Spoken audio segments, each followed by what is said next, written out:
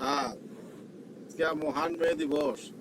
আজকে আমারে ছুটি দেওয়ান লাগবো, কারণ মে দিবসে কোনো কর্মচারী কাজ করে না। তো সারা জীবন আমরা কাজ করে যাই, আজকের দিনটা স্যার ছুটি দেওয়ান লাগবো। এই মে দিবসের আবার কিসের ছুটি? তুই কর্মচারী, কর্মচারী কাজ করে যা, তুই আবার কিসের ছুটি যাচ্ছিস? কাজ পছন্দ হয় না? আজকে যদি ছুটি চাস, কালকে কিন্তু আর আসতে পারবি না, বলে দিলাম।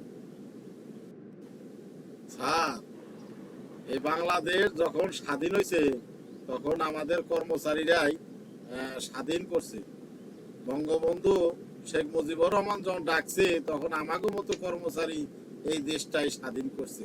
বুঝছেন স্যার, আপনাগো মতো বড় লোক আমাগো কর্মচারীর পিঠের উপর চড়েই আছে, তাই আমাগো ছুটি দেওয়াটাই আপনাদের দায়িত্ব। চুপ থাক গর্দব, তুই আবার কর্মচারী হইয়া স্বাধীনতার কি বুঝিস?